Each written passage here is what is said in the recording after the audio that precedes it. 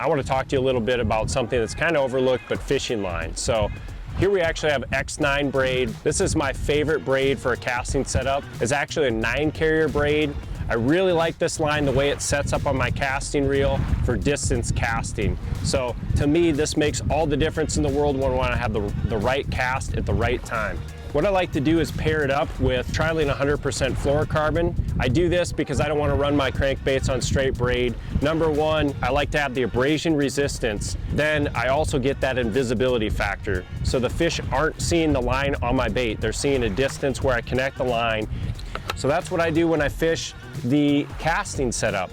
So in terms of the spinning rod, I actually like to fish Berkeley Fireline. So I like that when I'm fishing lighter crankbaits, lighter action items, so I want to have that distance casting.